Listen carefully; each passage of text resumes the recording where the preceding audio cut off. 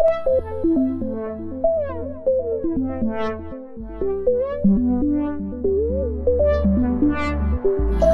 what up? Hello, and welcome back to the Tonic podcast. I'm Alex, joined by my friend and colleague Drew Nepley. Drew, how you doing?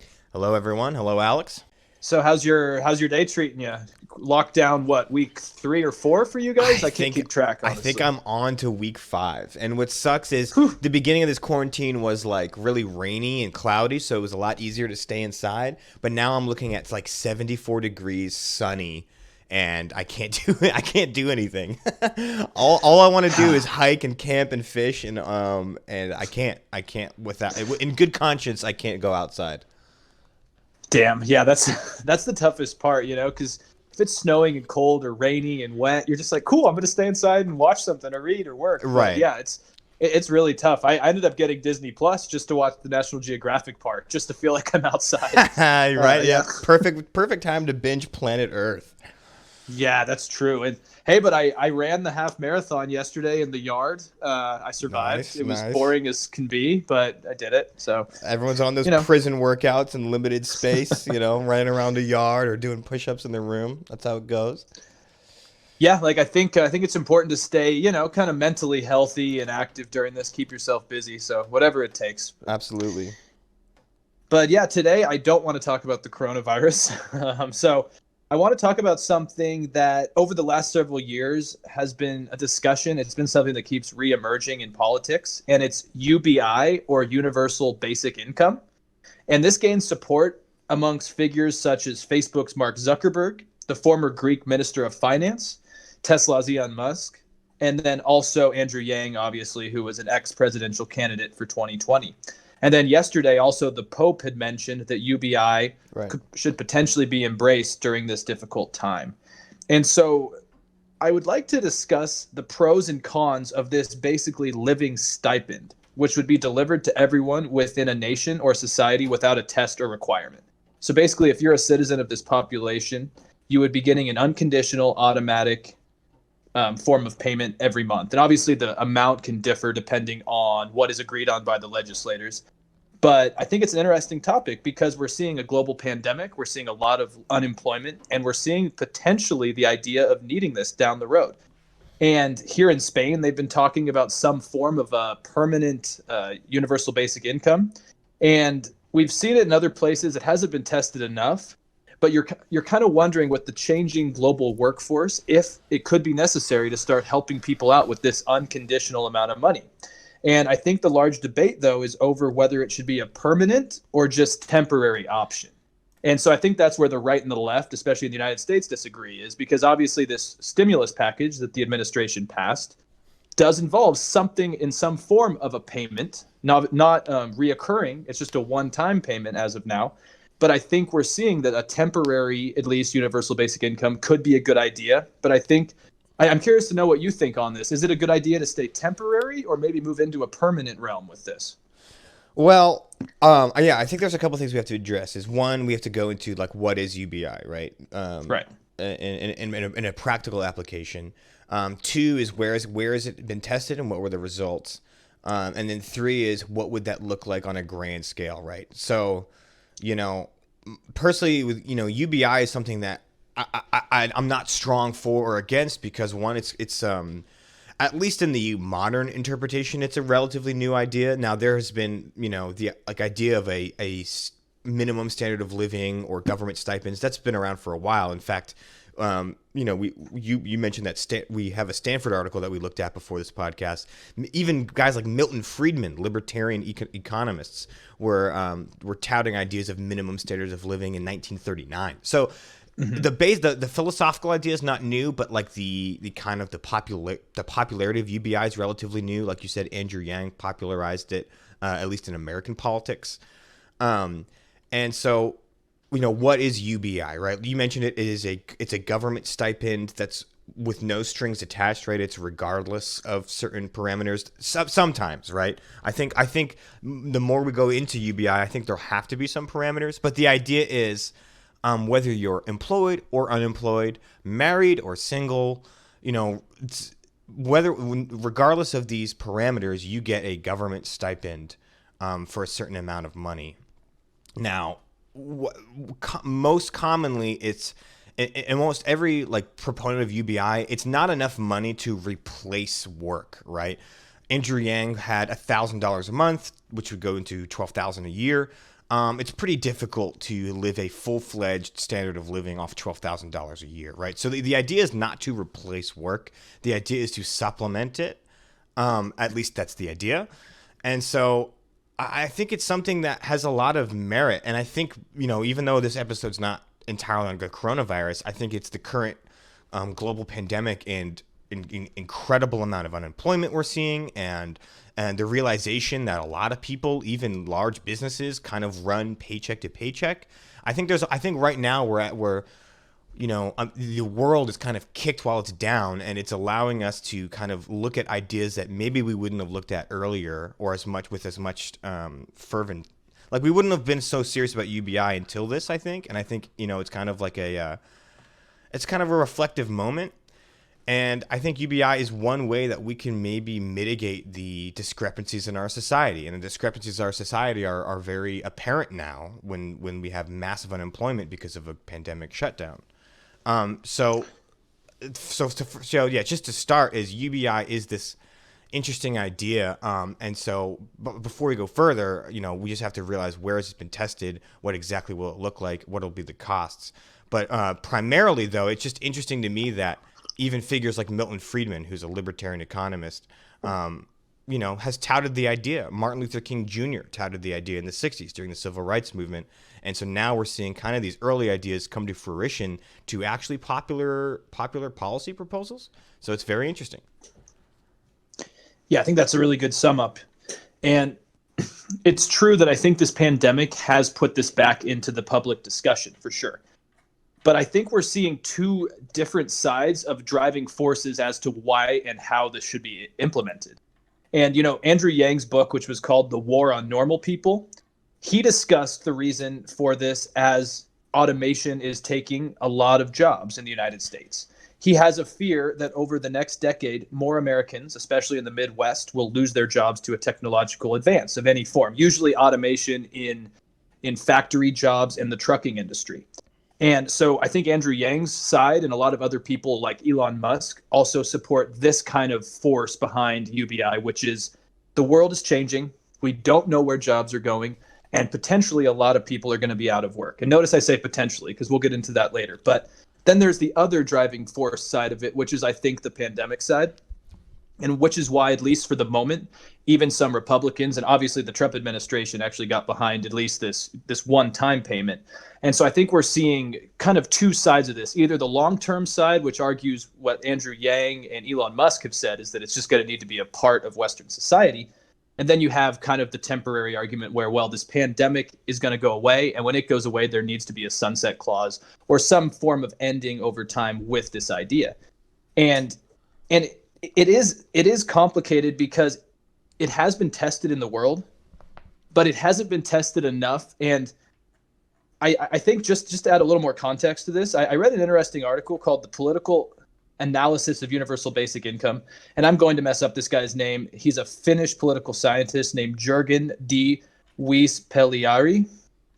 And he basically says why this is going to be such a complicated issue is not because of the logistics of it, but because of the politics of it. And almost every group has their own requirements and desires involving universal basic income. So you have more progressives that think it's a good living standard to at least help people, maybe pay rent or buy food or just get some essentials, which supplements and goes alongside a job. But then you have, I think, other people that think it's a temporary option. And so basically what Jurgen's point is that all different political forces, especially in a parliament like in Finland, would have their own contrasting view of how this works. And it would make it very hard to implement because each coalition would not be able to agree on how to implement it or how to actually carry it out. And so I think that's probably the biggest issue with universal basic income right now is the fact that everyone wants something different, and it's a very difficult political apparatus to get around. Yeah, I mean, that's certainly true. I mean, especially something so especially in the United States, at least, right? Something like universal basic income, could be easily painted as kind of a radical socialist policy, which I'm sure, people that are not for it will certainly do. So yeah, I mean, there's a lot of political hurdles, right? But I feel like that's always going to be the case for any kind of new radical idea in any political environment. I mean, there's just going to be political hurdles, like unless you have a complete dictatorship where someone can just swipe the pen and there it goes. You're always going to have these pullbacks and pushbacks, which is good. We should have pullbacks and pushbacks. We shouldn't just have people deciding things by the swipe of a pen. But yeah, you're absolutely right that the political realities are going to be different, especially based on which country, the economies of the country, the current social welfare systems in each country. But yeah, I mean, no doubt there's going to be a lot of political pushback. But I think one of the first questions we need to ask is UBI going to be something that is a supplement to current welfare programs or a replacement? Because there are proponents of UBI on the right that think that it should just be a replacement, right? Milton Friedman being one of them, maybe not in the most modern sense of UBI, but he talked about how there is a place for the state to have welfare, but he believes in choice, right? His whole thing is about choice in the way you spend.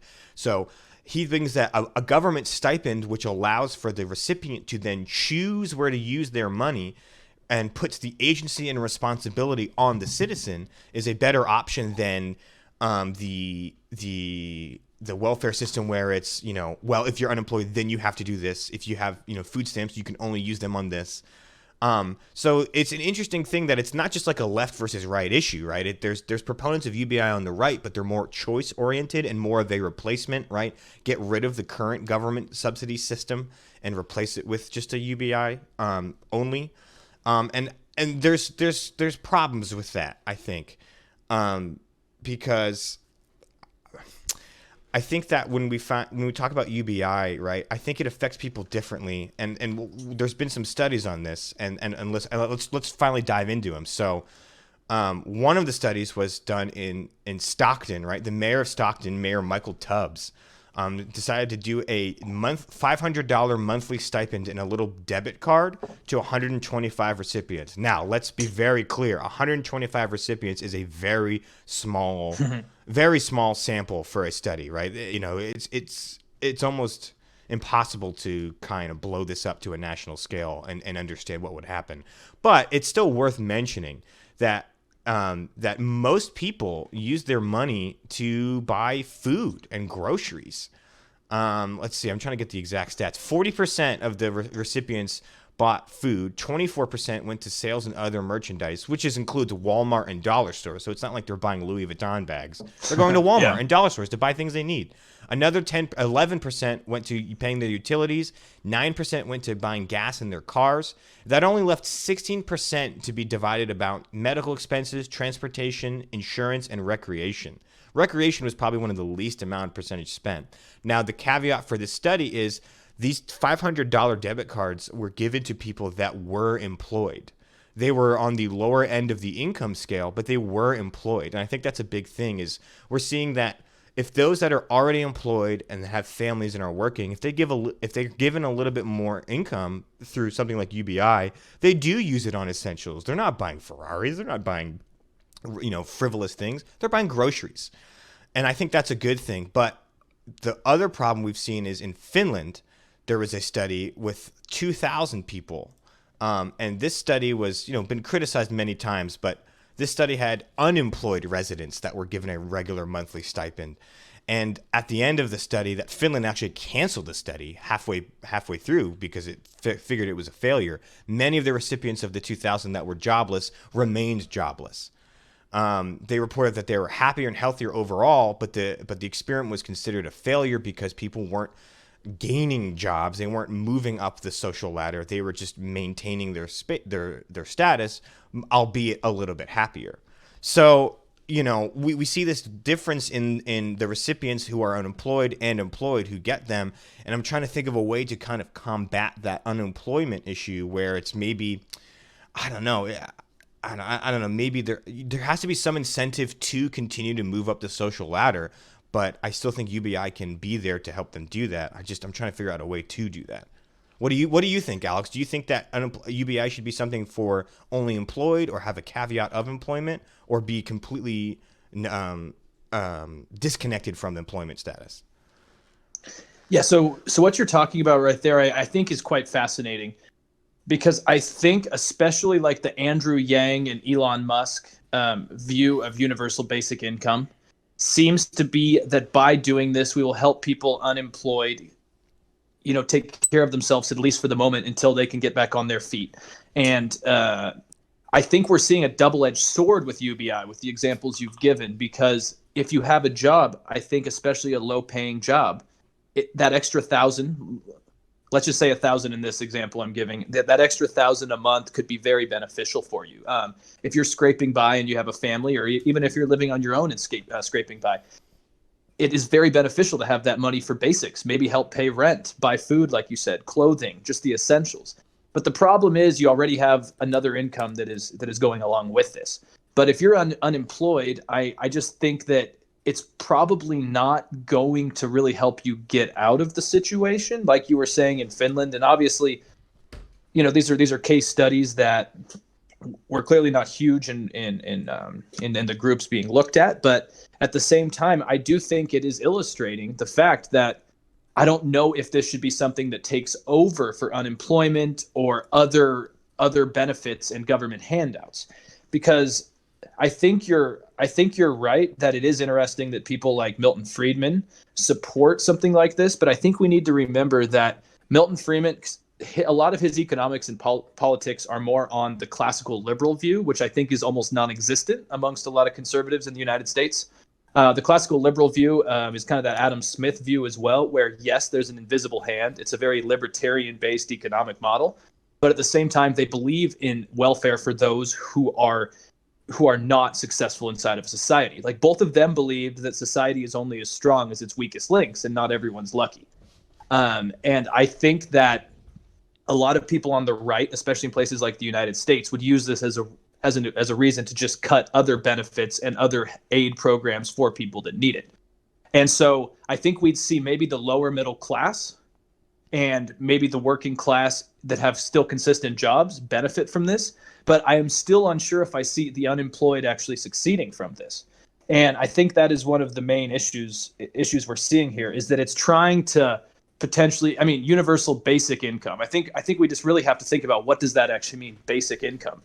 Because it's not enough to actually cover, a monthly expenditure unless you are really living bare boned, on the edge, basically. But I don't think a basic income should be called the only income. It should be called something that is a supplemental income. And Sure. I think, yeah, I agree with that analysis you had over Finland and over Stockton there, in that is that it only seems to work if you're already putting money into your savings or into your bank account. And the other issue I have with it, while we're talking about countries, there was an example in Canada, which I think was really interesting, because they tried UBI in Ontario, in the cities of Hamilton, Thunder Bay, and Lindsay.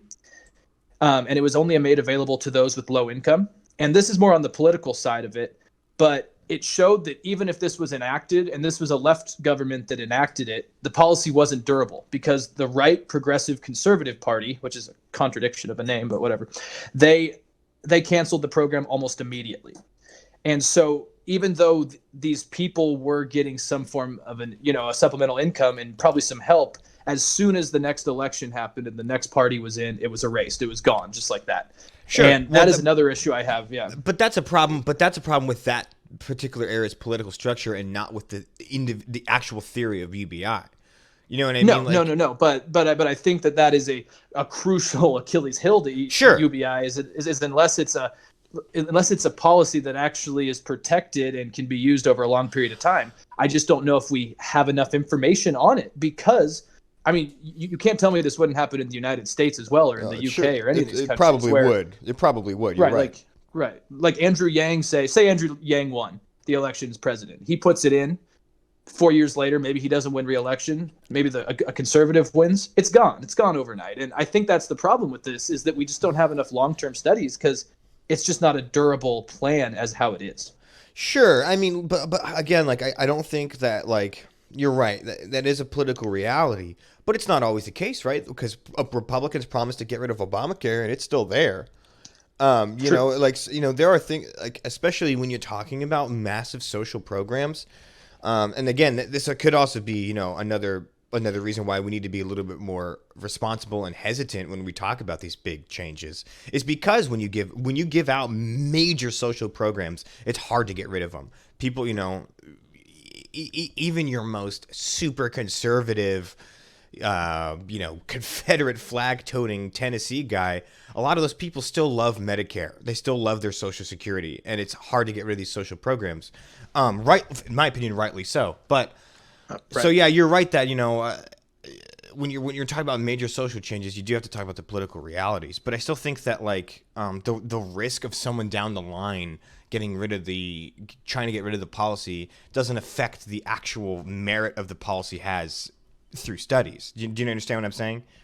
Yes. Okay. So I still think that yeah, it is a tough political reality, and it's gonna be hard to get UBI through. But as far as the science we're looking at, or at least the social science we're looking at, there's a lot of pros and cons. Now, one of the things that Finnish study was also criticized because they did two different control groups, and one group was only received less in their normal unemployment benefits, and then they had the UBI supplements part of it. So one participant named Sidi Martinen told the New York Times that her income only rose by $55 during the experiment, right? And so she was jobless. Her government assisted income only rose by $55, and so to her it was not feasible to then completely change her life to become employed and have a good standard of living. And so it really does matter how this UBI is applied, because this is why that Finnish study was criticized. It's because of course, if you gave a homeless person $55 more than they already had and said, go get a job and figure out your life in a month, they're not going to be able to do that. And then you go back and say, look, UBI failed. Well, maybe it was the implementation of that UBI that failed. So it's worth noting that this Finnish study, where it's considered a failure, is also highly criticized by a lot of UBI proponents. And so I think that's worth noting. Some other problems, though, that we have with UBI is the cost in the United States, right? Let's say you did have $1,000 per person per month. If you applied that to all people over 18, that would roughly go into $3 trillion a year. That's often the number a lot of people that are against UBI throw around. Now, the caveat is I don't think a UBI would be applied to every person over 18. It would probably ignore people that are making over a certain amount, right? Similar to the earned income tax credit, where if you're very, very well off, then those kind of subsidies don't apply. And I think that UBI would have a similar thing. I don't think that Bill Gates would be receiving $1,000 a month if we applied UBI to the United States. You know what I mean? So that $3 trillion is certainly daunting and certainly worth looking at. But I don't think in reality it would end up being like that. And that Stanford scholar, Jennifer Burns, who talked about UBI, says that $3 trillion would diminish drastically when you actually apply it in realistic ways to, you're not going to be giving UBI out to billionaires and multimillionaires. Right. Exactly. I think this issue is similar to a lot of these other giant social programs that are highly criticized for their price tag. It's not a perfect comparison, but I think it also kind of goes back to Bernie Sanders' Medicare for All plan, because I think on paper it looks expensive and it scares a lot of people away. But I think a lot of people don't understand the shared costs and potentially the transfers that happen through this. And yeah, the World Economic Forum actually had a really nice piece on this $3 trillion price tag. And basically what they highlight is that by the time you account for taxes, the different amounts of people that receive this, and depending on families and other, just other issues involving a family or a single person or your income level, it's probably only going to cost about 30% of that. And obviously this is an estimate. So the World Economic Forum thinks that it would cost closer to $900 billion, because they said basically for someone whose taxes go up by $4,000 to pay for $12,000 in UBI, sorry, the cost to give that person UBI is $8,000, not $12,000. And then if coming from someone else whose taxes went up $20,000 to pay for their $12,000, so you would have a difference in the actual tax percentage people are paying. Sure. And then you would still have people that are not paying taxes. And so I think the trillion or the 3 trillion is just a basic number that just says this on paper is all the specifics of how it would cost, but it doesn't account for our highly complicated tax system. Right. And I really quickly, while it's still there, I did want to go back because, we're talking about how this plan didn't help unemployed people, but it did help with some of these Stockton participants who were already employed.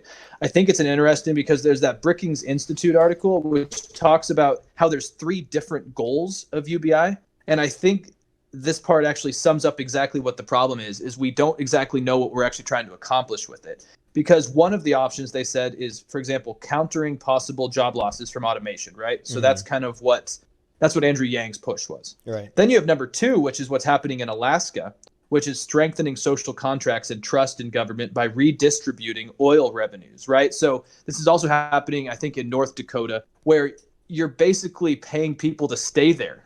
You're basically incentivizing people to live in a place and be a participant in a part of this government, right, using wealth from a certain resource. And I think that's another type, but also that's not going to probably help with poverty. But then the third type, they say, is acting as a deliberate poverty reduction instrument.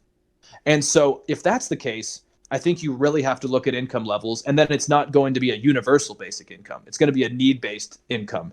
And you would probably have to give a lot more to a lot less people, but people that drastically need it.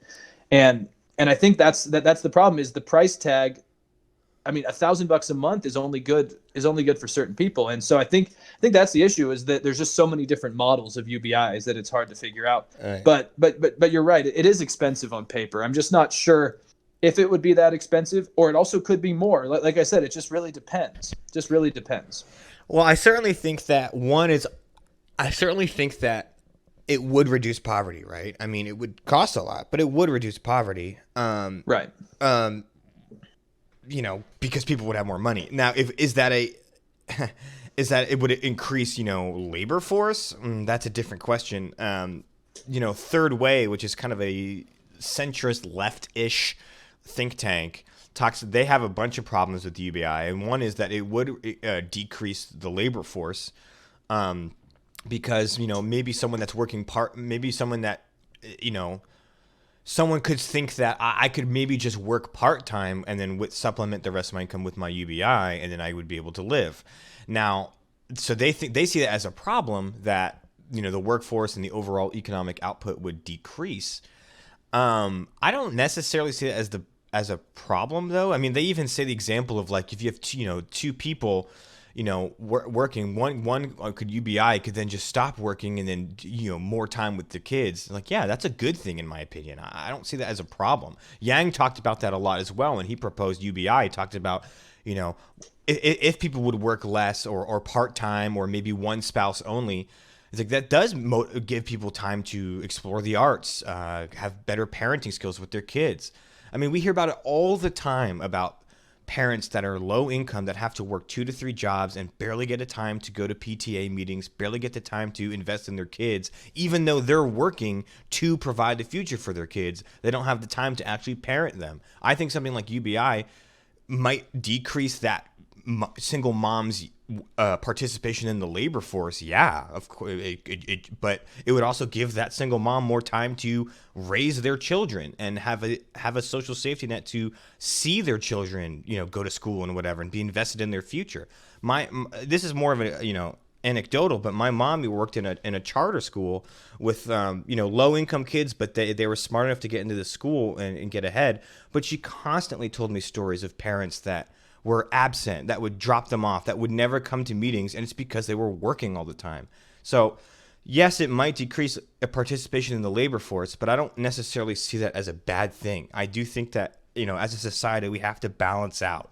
Is economic output always the gold standard of progress, or is a standard of living that is more social, more creative, and more invested in our future, is that worth maybe limiting our plus 2% GDP output every year? I think so. And so, I don't know. There's a lot of other factors to UBI other than just like the economics that I think we have to remember. I don't know. It's tough. And on top of that, too, is I think the Stanford professor mentioned it as well, is our current social welfare system is that of when you hit rock bottom, then you get these benefits, right? She says, some programs even require a participant to have essentially zero assets in order to qualify. In effect, the programs kick in when people have hit rock bottom rather than trying to prevent them from getting there in the first place. And I think that's a really good point, right? There's a lot of people in the United States that are kind of stuck, like, if they earn more, then they don't get disability. If they earn more, then they don't get their food stamps anymore. And it's this weird trap where it's if you get to the bottom, you get help. But if you try to get your way out of the bottom, then you lose the help.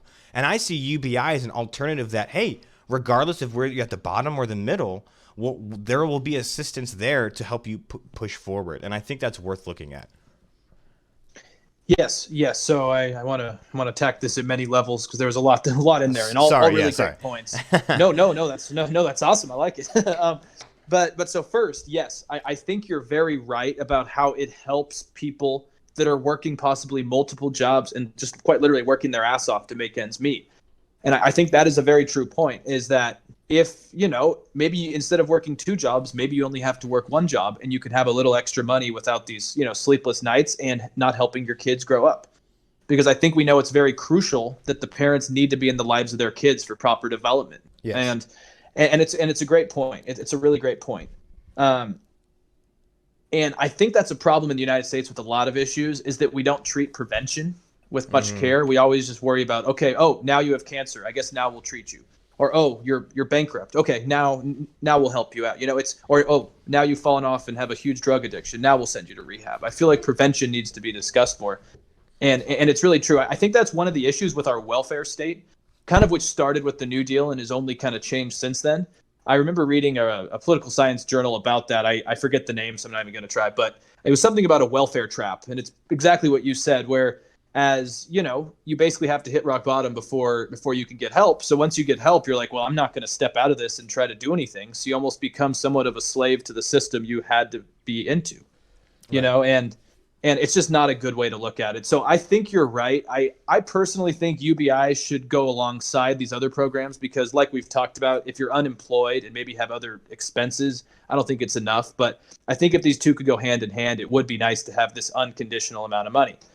The next thing I wanted to say, which you had talked about, is the future of work, the future of labor. And we don't know yet. There's a lot of what ifs of what's going to happen. Mm-hmm. I think the main argument from Andrew Yang and Elon Musk and Mark Zuckerberg is that, we're going to lose billions and billions of workers over the next decades to automation. And to be completely honest, that's only one model.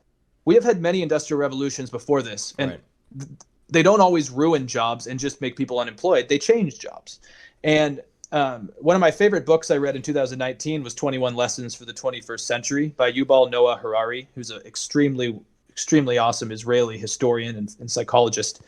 And his argument is that there are a lot of conflicting views about the nature of change and its imminence. And he thinks that the idea of billions of people becoming economically redundant is not true. He says that there's just going to be a change in labor and new jobs are going to emerge. And his point is that basically it's probably better if cab drivers are automated.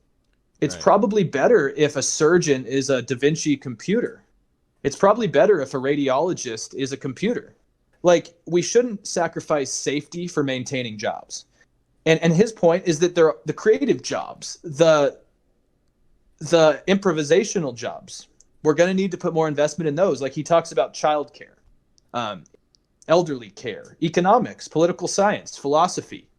There's nurses. There's certain jobs that still require people. And so I think we just need to start re-looking at what the next step is. Instead of just saying we're going to throw everyone $1,000, I think we need to looking about how do we train kids from an early age to start thinking about jobs that could be useful in the future. And obviously we're doing that. But the problem is, I think there's been a focus on engineering and tech, but a lot of those jobs eventually, even law, will be done quite well by an automated system. And machine learning is quite good in that. And the other issue I have, and it kind of goes along with this, is the purpose issue. I know I've talked about this a lot over Right. the episodes. I think America has a purpose problem, a meaning problem, a community problem. And I remember reading the book Lost Connections by Johan Harari, and then also that book, I think both of us read, Us Versus Them, The Failure of Globalism by Ian Bremmer. Mm-hmm. And both of them kind of talk about how globalization's, it's unemployed a lot of people. A lot of the middle class is struggling. And I think that's a connection with Trump's election, the opioid problem, and a lot of other reasons. And people are addicted to junk values. They're alone. Material worth is an importance. And I almost feel like just giving someone $1,000 a month will not fix this void. Now, what you said is true, that I think it does give them more time for creativity, which is key. But I don't know if it's the solution. I think it's misdiagnosing a very real issue.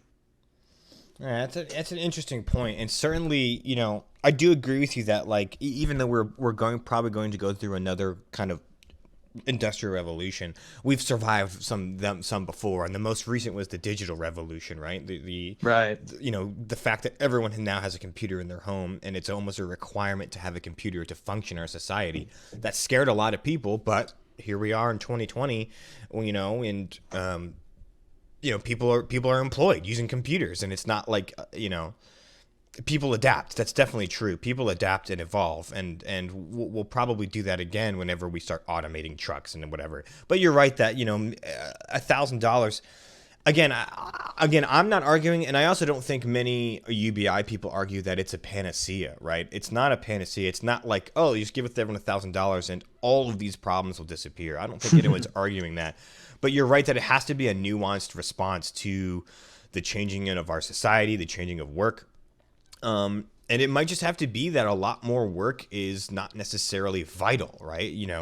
It could be more about entertainment based, right? Content creation. A lot of these new jobs that are come up are not vital to a society, but that's because the vital stuff that are being created in our society are done more and more by automation. I think on a philosophical level, we just have to realize that, with the use of technology, are we able to harvest and gather enough resources to create at least an economic standard of living for everybody? I think in the future, if not already, I think we do have that capability. And then how do we then have that capability? How do we enact it so that everyone does live by that standard of living? I think UBI is one way that we can start to get towards that idea that, I'm not talking about everyone living in a communist equal society. I'm not talking about that. What I'm talking about is an economic floor, that we agree as a society that we have enough resources that no one will at least be below this point. We can at least give everyone this. And then past that, yes, of course, hard work, education, connections, all the things that we usually try to utilize to gain social status and advance are still there. But I think on a philosophical level, UBI addresses the problem that we do have the capability to create an economic floor that no one goes below. Yet, but we aren't, and we're still letting people go below that economic floor. So I think at the end of the day, that's the philosophical argument that I would make, and I think that UBI helps address that. Yeah, completely. And I think it goes even beyond philosophical, just to an ethical and moral argument that you're right. There needs to be a floor. And I think that on a general scale, I think that option 3 from the Brookings Institute, when it's used as a poverty reduction method, I think that is when it could be most successful, right? Because I think that's why I never completely bought into Andrew Yang's presidential campaign. I loved the guy. I loved a lot of the things that he said, but I just wasn't sure if his argument for UBI was correct. And I think you're right, because obviously industrial revolutions, people adapt, but not everyone adapts. Sure, I mean, we saw the third world has suffered immensely during the tech revolution and the industrial revolution, in the late 1700s, early 1800s. Right. We saw a lot of exploitation now with foreign direct investment, very similar things. And there are countries where they're just not going to be able to adapt. I mean, the positive is, I think the second half of the 21st century is going to be Africa's giant rebuilding and their reformation and their time of growth, but some places are not going to have that benefit. And you're right. I again wonder if this is something that almost supersedes regional governments. Mm-hmm. Because the thing is we can talk about this, on a podcast in the United States, and I think a lot of Americans would agree with this, but the places that actually may need it, they're not going to talk about this. I mean, I think some of like places like Afghanistan, Pakistan, Right. the South Pacific, some of these islands that are just keeping literally barely afloat. Or hardly And go afford ahead. it, right? Or hardly afford it. Even if they want it, they would hardly be able to afford it. Like, in some of these impoverished countries, for sure. Right, exactly. And that's why, I mean, I think we're more and more going to some form of not global leadership, but at least regional leadership. And this would be something, for example, that if there was a trading bloc in the South America or a trading bloc in Europe, well, there is a trading bloc in Europe, the European Union, but in Asia or Africa, I think that's what we need is regionalized trading blocs that could do this for their regions based on a need scale. Because it needs to, like I said, it needs to supersede the nation, and there needs to be they need to find ways to help countries that cannot afford it. Right. Well, I mean, that's certainly the long-term bigger picture, right? Is that philosophical question of, do we have an economic floor for Americans, and we don't let anyone go below it? That then gets applied to the world, right? Should any living person in the world be below a certain standard of living that we deem standard? Yeah, I mean that's a big question, and certainly that we're definitely now in the realm of way down the line and pretty big picture. But yeah, I mean, I don't know, maybe in 100, 200 years, I could see that a global, like a really globalized world that has decided no one should be without X, no one should be without Y, clean water, shelter, food, whatever that is, and that should actually be applied on a universal scale.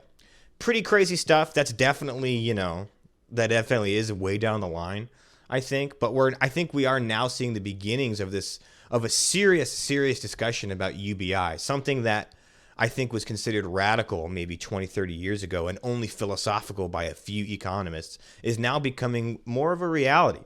And we're seeing it with these studies. But we both agree that there needs to be more studies with larger sample sizes, and less marred by political realities, which is difficult to do, no doubt.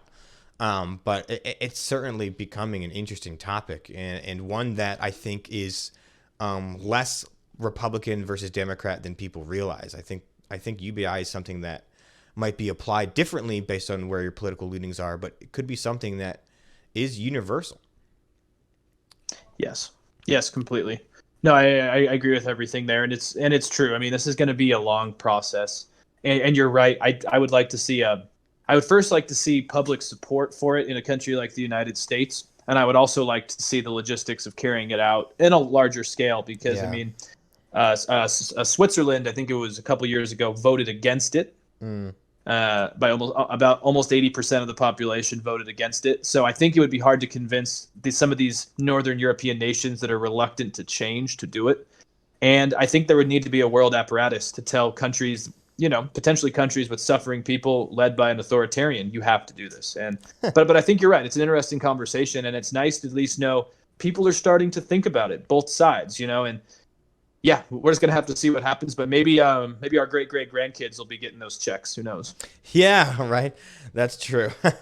Right. I think most likely it'll be probably tested in states, more progressive states like Washington, Yes. Oregon, California, maybe Vermont or something. So we'll see how that does and see if it's applied, farther. I mean, California in our history has always kind of been a testing ground for new policies.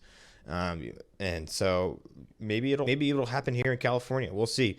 But certainly, to wrap this up, the pandemic has certainly brought this on people's minds more so. It has shown a lot of people the discrepancies in our society are more blatant than ever, and UBI is coming up again.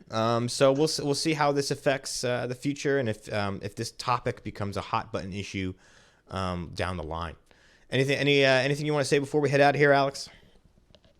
Nothing about this, just the usual. Please let us know what you think. We're always trying to come up with something sort of creative during this time when most of you are at home.